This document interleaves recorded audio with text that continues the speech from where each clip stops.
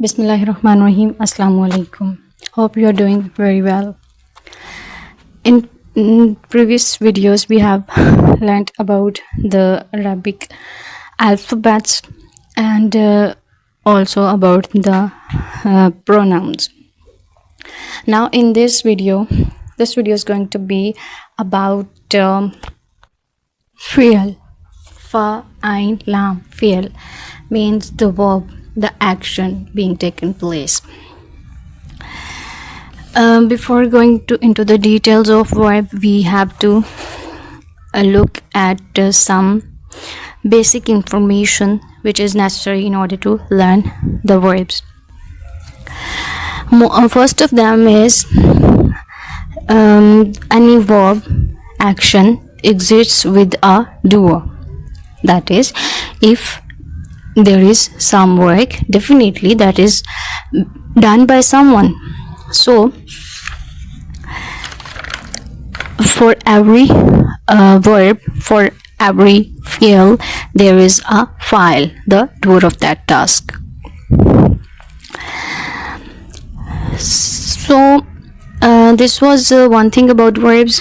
Another important thing which we need to learn about verbs is that about 99.5% verbs are supposed to be three-lettered words. Now, what is the concept of three-lettered words? In order to elaborate this concept, let's have a look at some examples. Here I have a fi'l, a verb noun which is kharaja, kha, ra and ja. The alphabets kha, ra and ja, jim. So these are three letters, right? Most of the Arabic verbs, they're going to be three-lettered, but there are also a few ones, as I have earlier said, about 0.5% verbs which are even four letters. For example, waswasa or zalzala or tarjama, right? These are the four-letter words. We're not going into the details of three letters or four letters for now. We're just to look overall about them. Now, in three-lettered verbs, what we find the most interesting is mostly these are three-lettered. They are termed to as the first radical, the second radical, and the third radical. That is to say, if for example in haraja, what we have is kha is supposed to be the first radical, ra which is supposed to be the second radical, and jim which is the third radical.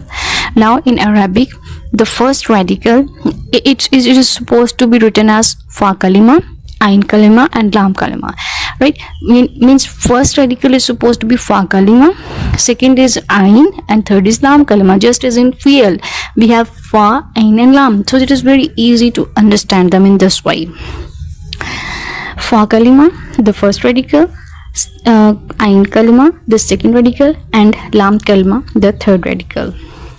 Arabic, this sign is of fatha, also called zabar. This sign is for kasra, known as zir, and this is a sign of dama, which is known as pesh. Now, this is another important thing to remember here, that in most of the verbs, fa kalima, ain kalima and lam kalima, they all come up with a fatha, that is zabar. Most of the cases they come with fatha. They also come with kasra and fatha. As for example, we have haraja. Now you can see kha, ra and jim, all of them are with kasra.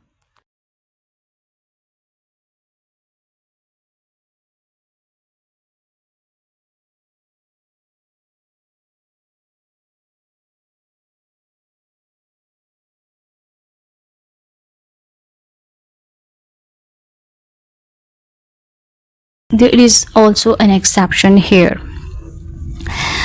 What is in this case? There are few verbs.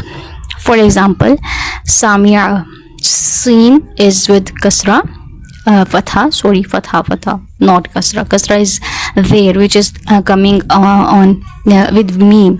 Sami ain, sami sin with fatha, zabar, mim with kasra, zir and ain with fatha. Sami Here we have another example. Karu ma, ka, kaf, zabar, ka, ra, pesh, ru, mim, zabama, karu ma. Now there's one other interesting and observable thing is that this fa kalima and lam kalima, they are coming with fatha, zabar always. They are never being changed. What's getting changed is the lam kalima, the central one. Sorry, ain kalima, the central one.